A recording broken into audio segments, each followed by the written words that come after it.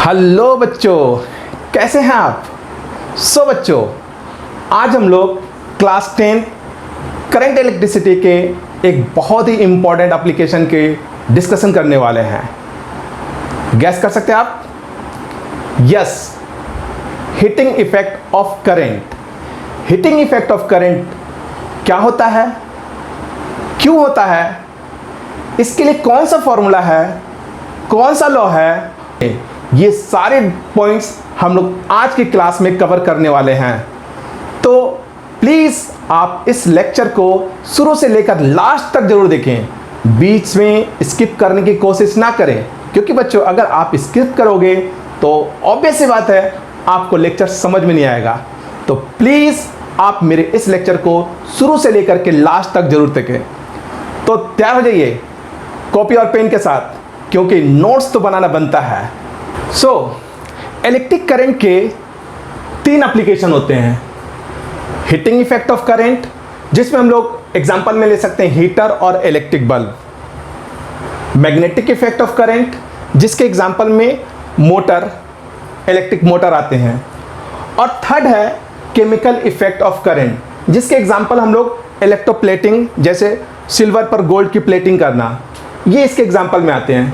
लेकिन हमें class 10th के लेवल पर हीटिंग इफेक्ट ऑफ करंट और magnetic effect of current he discuss करना है। ये बच्चों केमिकल इफेक्ट ऑफ करंट हमें सीनियर क्लास में डिस्कस करना है, और हमारे इस चैप्टर में सिर्फ इसी इफेक्ट को डिस्कस करना है, जिसका नाम है हीटिंग इफेक्ट ऑफ करंट। ये जो मैग्नेटिक इफेक्ट ऑफ करंट है, ये हमारे नेक्स्ट चैप्टर का पार्ट है।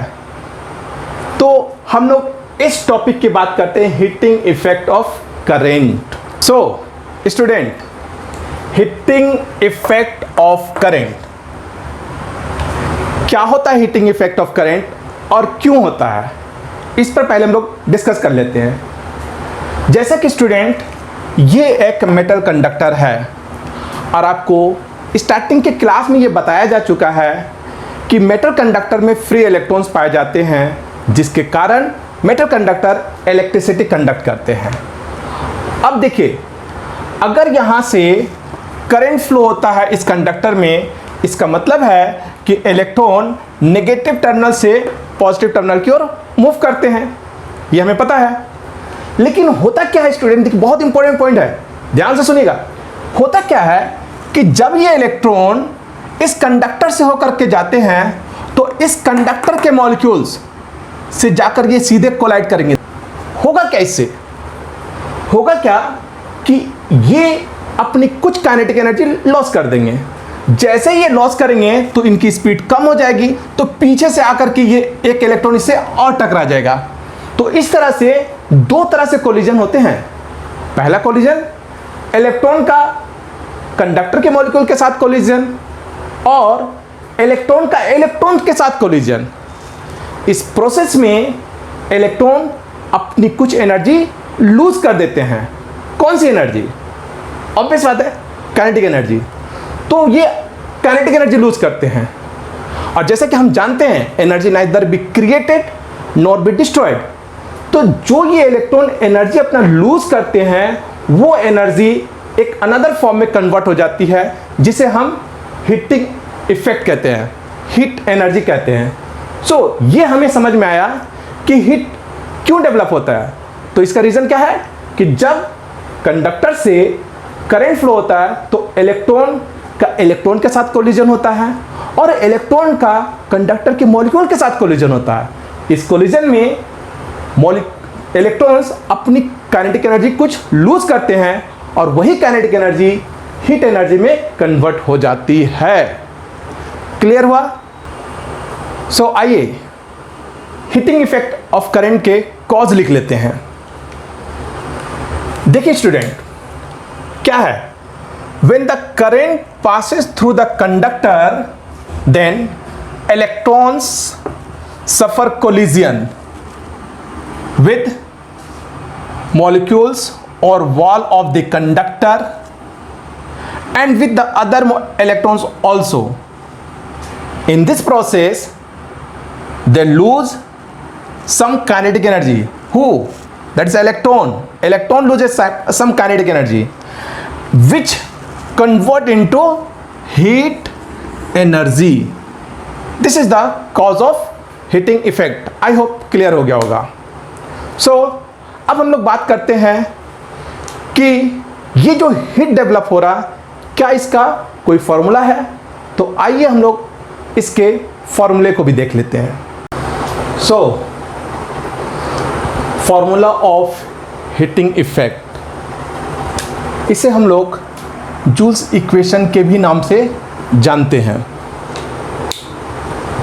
बच्चों, जैसे कि इस चैप्टर की स्टार्टिंग में बताया गया है कि जब कोई unit positive charge one point two another point move करता है तो उसे पोटेंशियल डिफरेंस कहते हैं.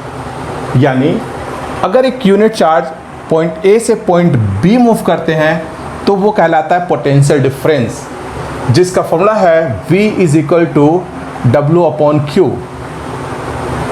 अगर आप इसको क्रॉस मल्टीप्लिकेशन कर दो तो देखिए ये क्या बन जाएगा, W is equal to V into Q. इसका मतलब है कि अगर Q charge from point A to point B move करते हैं तो जो total amount of work done होता है वो वर्क डन W है and W is equal to V into Q होगा. इसे इक्वेशन नंबर हम लोग 1 कंसिडर कर लेते हैं. ठीक है. ओके, नाउ स्टार्टिंग में ही आप लोगों ने स्टूडेंट पढ़ा हुआ है कि I is equal to Q upon T होता है.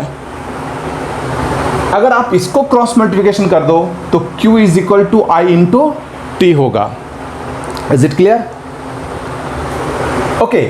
ऑल्सो फ्रॉम ओम्स लॉ से हम लोग क्या जानते हैं कि V is equal to I R होता है, जहां I करेंट है, R resistance of the conductor है. ये जैसे मेटल कंडक्टर है तो इसकी एक रेजिस्टेंस होगी जो R है. अब हमें क्या करना होगा, इस Q की वैल्यू और इस V की वैल्यू, इन दोनों वैल्यू को इक्वेशन 1 में सब्स्टिट्यूट कर देंगे. तो बताइए इक्वेशन 1 क्या होगा? Equation 1 becomes I R V की value into I T Q की value. So I into I square into R into T. So it becomes I square R T. T student क्या represent कर रहा है? ये represent कर रहा है कि टी टाइम तक करंट का फ्लो ए से बी बना हुआ है. ये जो वर्क है, ये जो आपका वर्क आया है, यही work as a heat energy store हो जाती है. इसलिए हीट एनर्जी जिसका सिंबल हमने H यूज किया हुआ है, so H is equal to I square R into T. This equation is also known as Joule's equation.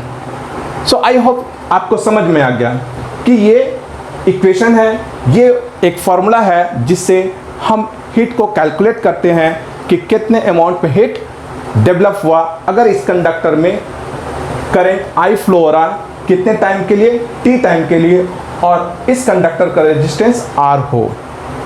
अब क्योंकि इस फॉर्मूले को जूल्स ने सबसे पहले ड्राइव किया था और वहाँ से उन्होंने एज ए लॉ इसे बना दिया, तो अब हम लोग स्टूडेंट देखेंगे कि जूल्स लॉ क्या होता है. ठीक है student? So, Joule's law. Look here.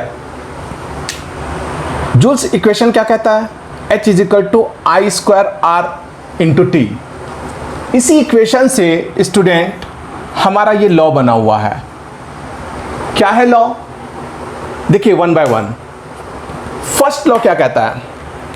First law कहता है कि अगर इस इक्वेशन में ये R जो कि रेजिस्टेंस है और ये T जो कि टाइम है, अगर हम इन्हें कांस्टेंट कंसीडर कर लें तो ऐसे सिचुएशन में ये पार्ट हो जाएगा कांस्टेंट. तो ये जो हीट है वो किसके ऊपर डिपेंड करेगा? ऑब्वियस है I पर. तो ये I पर डिपेंड करेगा, लेकिन कैसे? तो देखो बेटा, यहां पर I के ऊपर लगा हुआ स्क्वायर, यानी ये I के स्क्वायर के डायरेक्टली प्रोपोर्शनल हो जाएगा. तो आप कह सकते हो कि if R and T are kept constant then heat produced in the conductor is directly proportional to square of the flow of current. Square of the flow of current. That is H1 by H2 is equal to I1 square by I2 square. क्या meaning है square of the current? Square of the current का meaning है बेटा कि अगर आपने current को double कर दिया तो देखिए यहाँ पर स्क्वायर लगा हुआ है, यानी यहाँ पर आप डबल करोगे तो डबल का स्क्वायर हो जाएगा। डबल का स्क्वायर मतलब हीट बिकम्स 4 टाइम्स। 2 का स्क्वायर कर दो, 2 का स्क्वायर दैट इज 4, तो हीट बिकम्स 4 टाइम्स। अगर आप करंट ट्रिपल कर दोगे तो 3 का square, so heat becomes 9 times. अगर आप करंट को हाफ कर दोगे तो हाफ का स्क्वायर, सो हाफ का स्क्वायर क्या होता है? हाफ का स्क्वायर दैट इज 1/4। इसका मतलब है कि हीट 1/4 टाइम्स हो जाएंगे। सो आई होप क्लियर है। अब बात करते हैं सेकेंड लॉ की। इसी इक्वेशन में अगर हम लोग इस करंट को और इस टाइम को कांस्टेंट मान लें, यानी if we consider I and T are constant, then in this case heat is directly proportional to the resistance, directly proportional to the resistance, that is H1 by H2 is equal to R1 by R2. What is the meaning? If we double the resistance of the conductor, then heat also be double. If we triple the resistance of a conductor, then heat produced in the conductor also be triple. That is a directly proportional. So this is the second law. And what about the third law? In a third law, अगर देखिए student, इस I को और इस R को अगर आप constant मान लेते हैं, if I and R kept constant, then in this case जो हीट डेवलप होगा वो किसके ऊपर डिपेंड करेगा? Flow of time. सो हम कह सकते हैं कि heat is directly proportional to flow of time. It means जितने ज़्यादा टाइम के लिए करंट फ्लो कराओगे हीट भी उतनी ज़्यादा डेवलप होगा। अगर टाइम ऑफ फ्लो डबल कर दो तो हीट जो डेवलप हो रही है वो भी डबल हो जाएगी, और अगर टाइम ऑफ फ्लो को हाफ कर दो तो हीट की वैल्यू भी हाफ हो जाएगी। ये है हमारा जूल्स इक्वेशन। अब स्टूडेंट हम ये देखते हैं कि जूल्स ने हमें बताया कि किसी कंडक्टर में हीट डेवलप होते हैं तो क्यों डेवलप होते हैं, उसका क्या फॉर्मूला है, उसका क्या कॉज है और क्या लॉज है।